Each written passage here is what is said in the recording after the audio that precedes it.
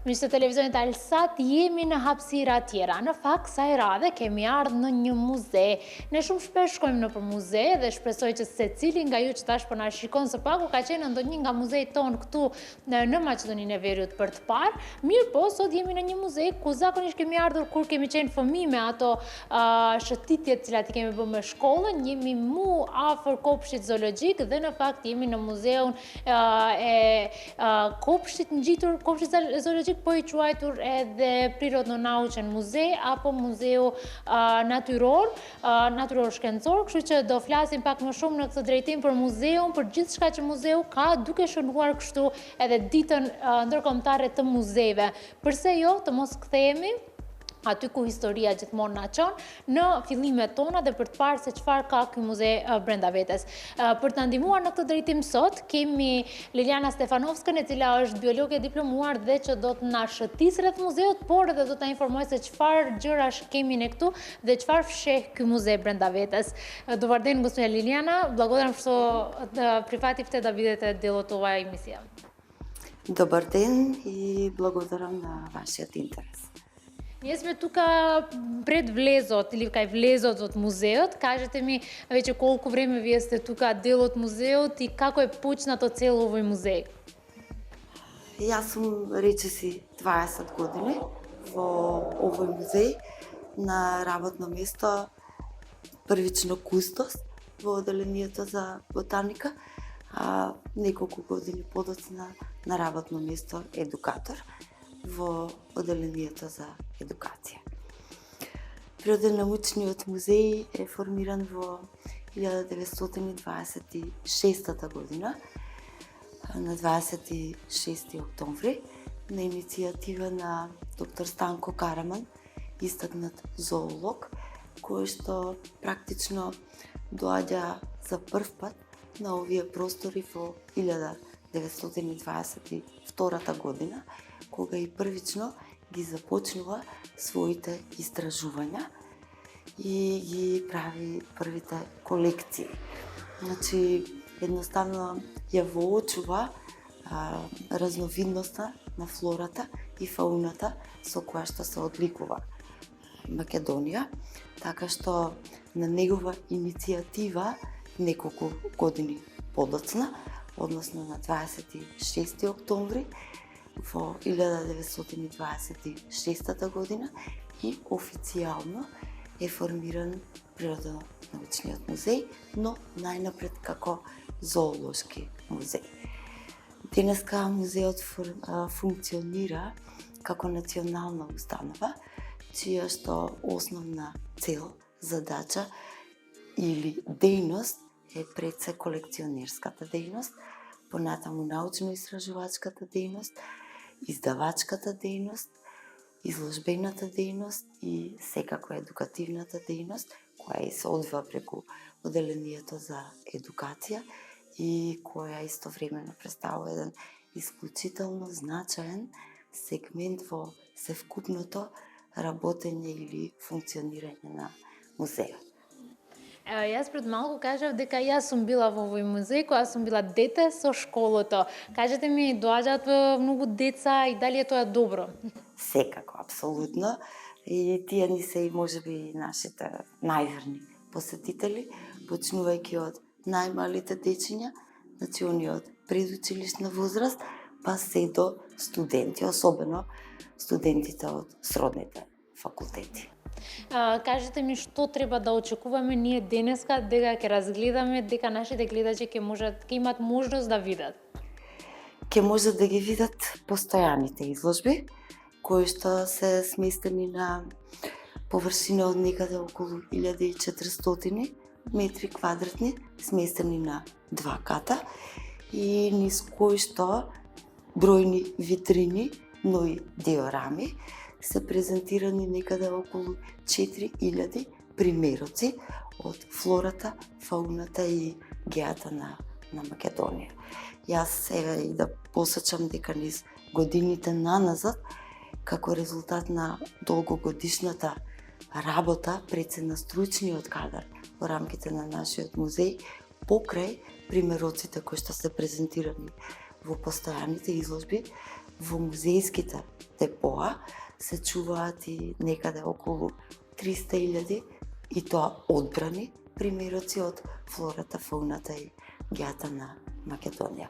Во постојаните изложби се презентирани, реков, некаде околу 4.000 примероци, при што еден дел се суви препарати, еден дел се водени препарати, најголемиот дел од препаратите во постојаните изложби се дермопластични препарати.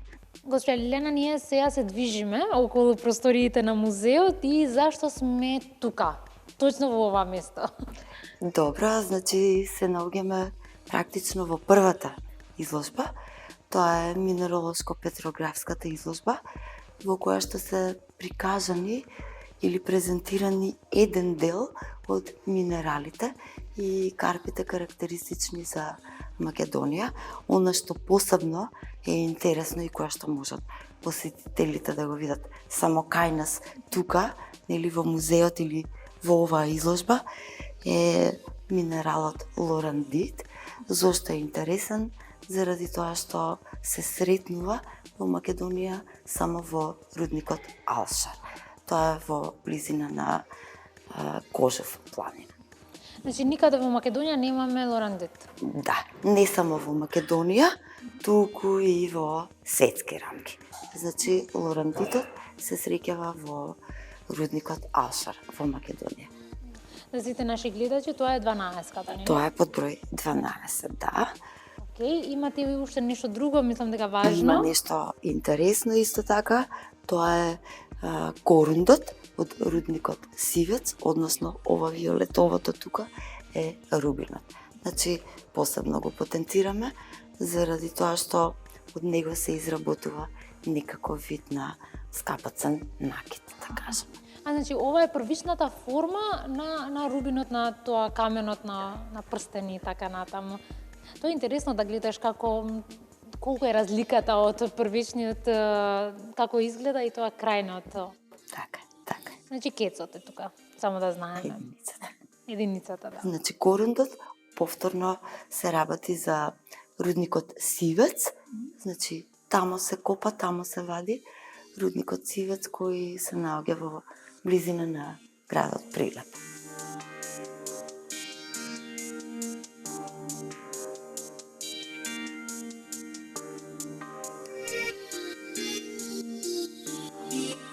Ние се преместивме на друго место. Вие кажавте дека ќе бидеме на палеонтологија, ама да, ова позади нас. Што е, пошто јас само директно реков мамут, дека вие рековте дека не е мамут. Не, значи се наоѓаме во палеонтолошката изложба, во која што се презентирани оригинални фосилни остатоци од една група на животни, цицачи, која што живеела на овие простори некаде пред околу 8 милиони години. Значи, таа заедница од животни ја сочинувале фосилни желки, понатаму фосилни мајмуни, сабијаст тигар, фосилни носорози, хипариони, пештерски мечки, така што сите овие фосилни остатоци кои се презентирани во оваа изложба се токму од тие животни. Ова тука што го гледаме се бивни или втори горни секачи од фосилен слон или од мастодонт.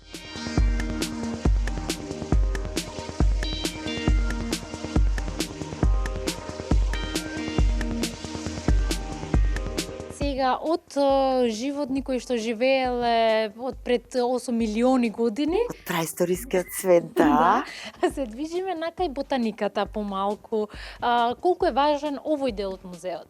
Исклучително важен е. Значи, се наоѓаме во ботаничка изложба, каде што се презентирани еден дел од флората, односно од растителниот свет, кој што е карактеристичен за Македонија. Јас тука би напоменала дека се е подредено по систематски категории, што подразбира дека се започнува со оние најпримитивно градени организми, значи тоа се алгите, кои што во оваа изложба се презентирани преку постер. Понатаму се витрините во кои што се презентирани некакви поинтересни видови од габите, и тоа поинтересни заради својот морфолошки изглед, значи надворешниот изглед. Бројката на досега регистрирани габи во Македонија е некаде околу 2000 видови, од тие еден дел се токсични, односно отровни видови. Понатаму следуваат мововите, лишаите, папратите. Од папратите, јас ќе го посочам Асплениум macеdonicum, или се работи за македонската слезенка, значи вид на папрат кој што во Македонија се сретнува во подножјето на марковите кули. Значи ендемичен вид, практично само на тој локалитет го има. Понатаму следуваат голосемените растенија. Од голосемените растенија секако најзначајна ни е моликата или петигличестиот бор. Се работи за јужно-балкански ендемит, кој што во Македонија расте на Пелистер. Две витрини во ботаничката изложба се посветени на македонските ендемити, што значи дека се работи за растенија кои што се сретнуваат или поточно растат само на одредени локалитети и ги нема на ниту едно друго место во светски рамки. Овдека како позначени, како можеби поинтересни, би ги посочила Виола алшариенсис, Виола арсеника, значи овие видови растат само во близина на рудникот Алшар. Понатаму да видиме Хелихризум живоини. Овој вид на растение е карактеристичен за планината Галичица. Ова често се сретна, и јас сум сретнала вакво цветнини. Да. Овој вид на Галичица. Понатаму Пелистерското карамфилче, кое што расте само на Пелистер, еден вид на лале, Тулипа маријане, кое што се сретнува на Орлово брдо, значи тоа е еден локалитет кој што се наоѓа во близина на Свети Николе. Еден вид на мајчина душичка можат да видат посетителите тука, кој што се сретнува Самоков, значи во близина на Македонски Брод. Значи, овие две витрини се посветени на македонските ендемити. Дел од ендемичните видови на растенија кои си ги имаме само кај нас.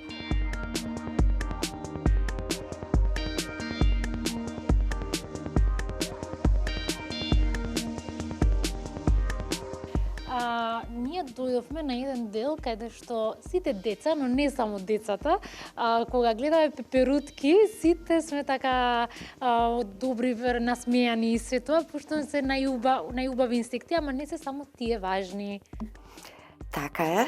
Најголем впечаток секако оставаат пеперутките, особено групата на дневни пеперутки, меѓу кои овде кај нас во музеот може да ја видат. Јас стално ја посочувам, една од најубавите што си ја имаме кај нас, но и една од поретките, тоа е Аполоновата пеперутка, но не се само пеперутките, се наоѓаме во ентомолошката изложба, каде што се презентирани еден дел од инсектите кои што живеат кај нас.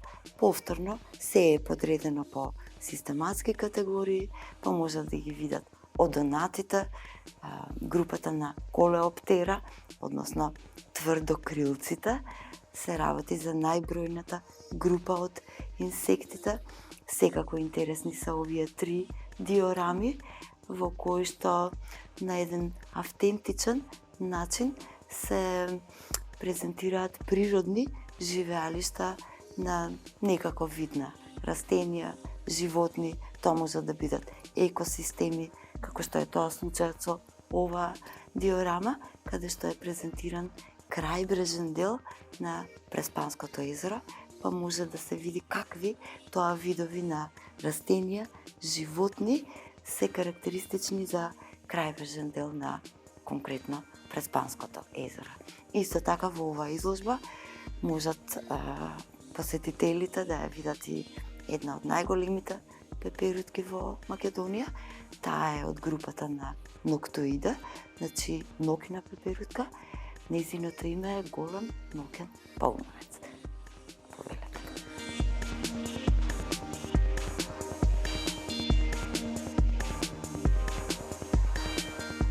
Дојдовме на еден дел кој што сите што јадат месо обожаваат, тоа е првично, ама и другите што обожаваат природа се многу важен дел од нашата природа, особено кога се работи за Охридското езеро.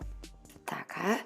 Значи, се наоѓаме на горниот кат од нашите постојани изложби и конкретно во изложбата во која што се презентирани видовите риби. Практично се презентирани сите видови риби карактеристични за нашите реки и езера. Секако посебен акцент е ставен на Охридската пастрмка. Не е тоа случајно, не само заради вкусот кој го има, со кој се одликува, туку и заради тоа што се работи за ендемичен вид на риба, односно риба која што нејзино природно живеалиште е само нашето Охридско езеро. Да покажеме од пастрмката само. Може да ги видат посетителите. Исто така дел е и јагулата. Охридската јагула, која што е многу специфична заради својот свадбен пат, тоа свадбено патување, нели, до Саргасовото море во Мексиканскиот залив, каде што се мрести, а потоа малечките по истиот пат по кој што родителите дошле, се враќаат дома, значи во нашето Охридско езеро, Црн Дрин, така. Да, ние ова година имавме и мрез на пастрмката, па беше успешен мрез, така да се надевам дека ја чуваме природата.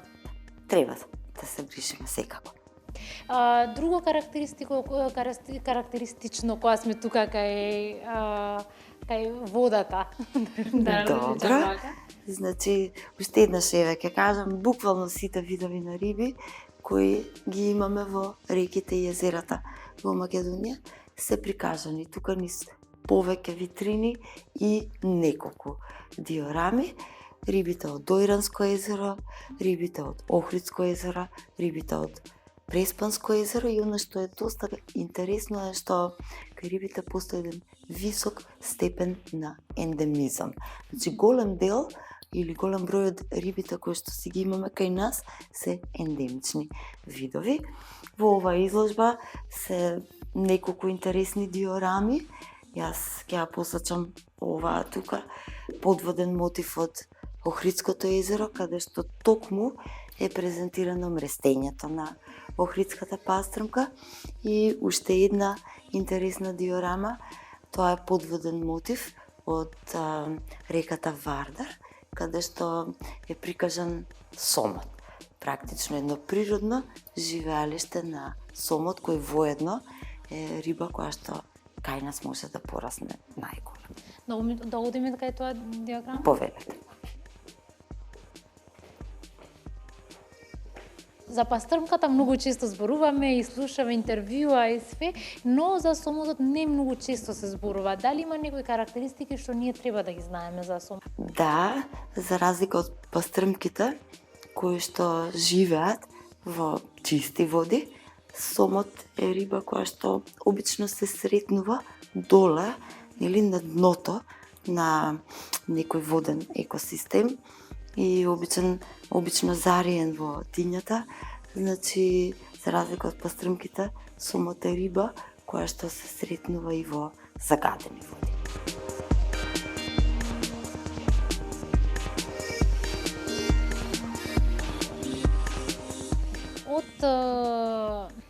убави делови за мене, особено сме кај една животна со која што не би сакала никогаш во живот да се сретнам. И тоа е змијата. Не знам и дали другите дечиња или пак наставниците кога доаѓаат тука имаат иста реакција. Често е таа реакција, но не би требало тоа да биде така, од причина што змиите во суштина и не се агресивни, значи, да кажам, не напаѓаат, туку така, тоа се случува само во одредени ситуации.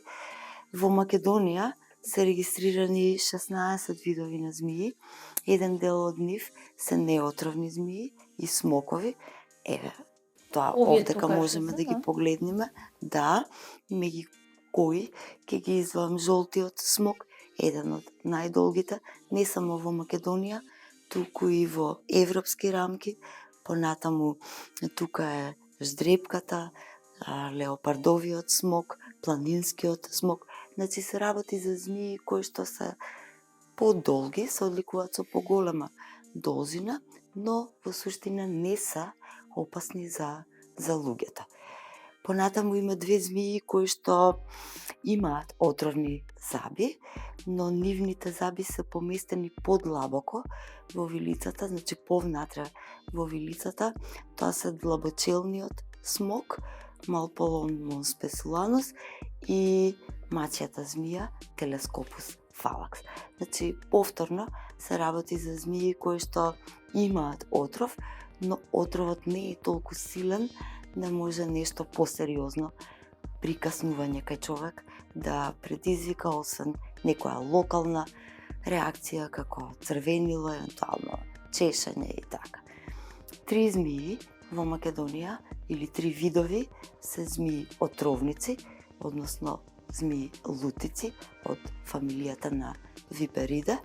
Тоа се поскокот и двата видови на шарки, обичната шарка и остроглавата лутица. Се работи за змии кои што и лесно се препознаваат, значи не растат долги, понатаму имаат карактеристични шари кои се протегаат и по целата должина на телото. Поскокот има и едно карактеристично рогче на врвот на муцката. Треба да бидеме внимателни, да внимаваме кога се движиме во природа, значи каде газиме, нели? Секогаш долниот дел од телото посебно да ни е заштитен со соодветна облека. Поскокот е тој кој што е најотровната змија во Македонија, но и во европски рамки. Значи треба да бидеме внимателни во случај на каснување од некоја од овие 3 видови змии отровници во Македонија, секако дека треба да се посети лекар. Има една теорија дека ако змијата ја оставиш да оди по нејзин пат, нема ништо да се случи, или пак можноста е по ниска. Дали е тоа точно? Да. Значи, уште еднаш ке повторам, не се агресивни, бегаат од луѓето и доколку ја забележиме на одредено растојание, не треба да не фаќа паника, не треба да се вознемируваме, едноставно да ја пуштиме да си помине. Да.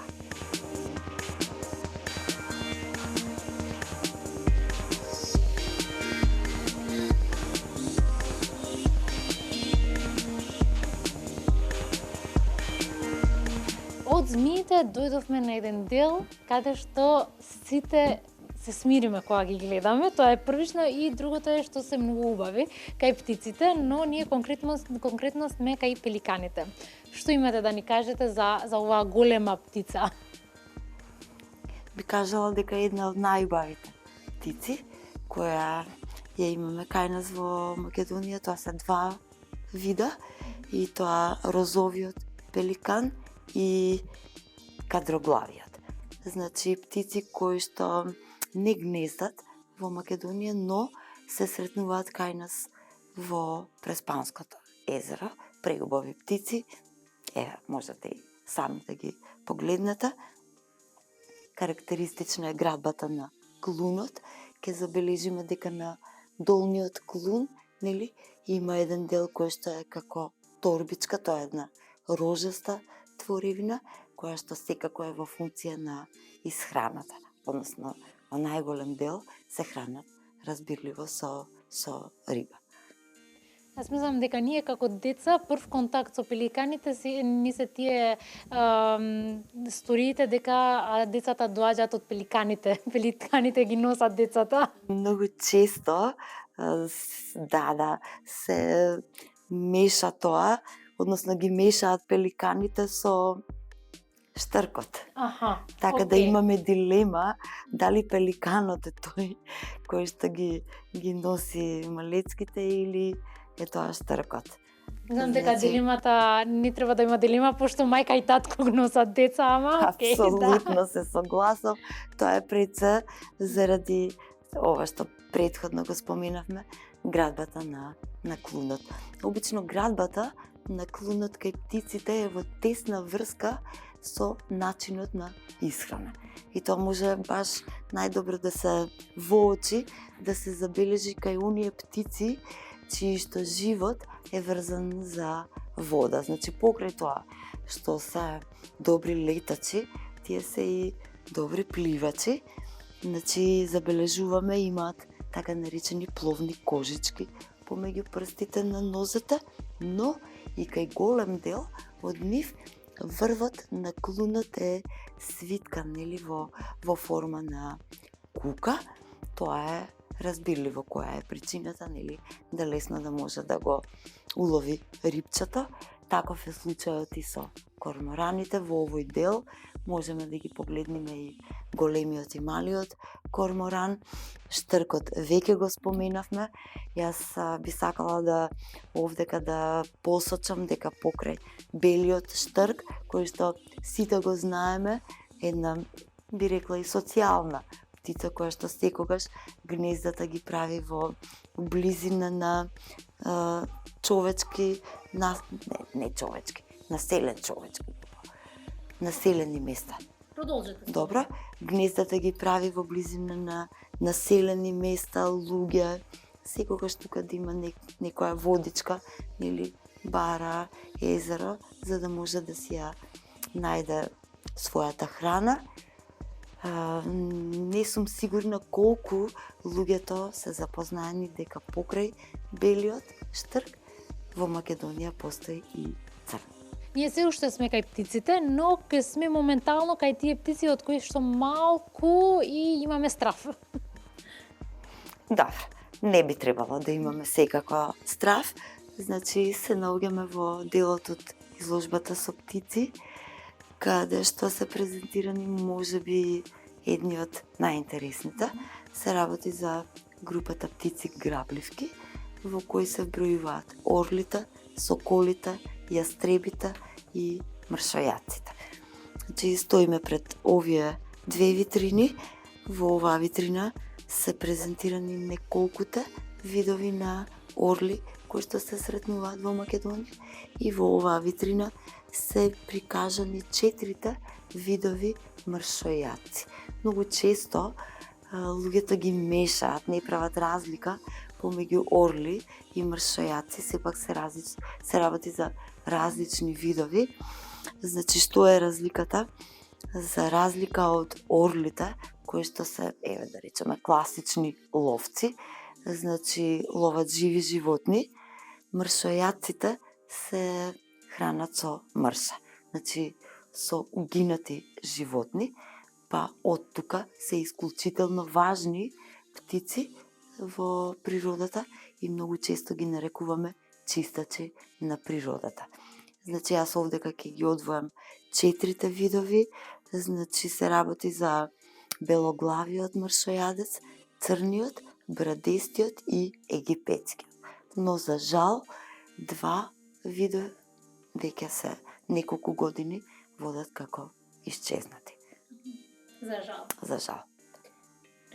Значи, присутни се белоглавиот и египетскиот.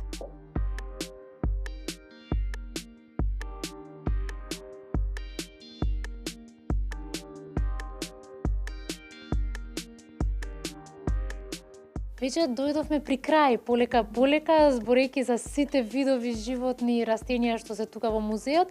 Каде сме сега во последната изложба?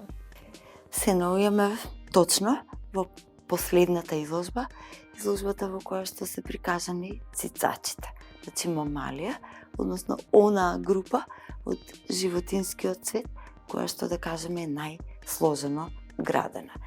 Низ витрините и бројните, овде има мали и големи диорами, посетителите ќе можат да ги видат речиси сите видови на цицачи кои што се карактеристични за Македонија, почнувајќи од оние наједноставно градените, а тоа се групата на инсектојадни, значи ежиња, кртици, ровки, понатаму единствените цицачи кои што имаат способност да летаат, тоа се лилјаците, понатаму групата на гризачи или глодари, во кои што се вбројуваат верверичките, но и глувците, стаорците.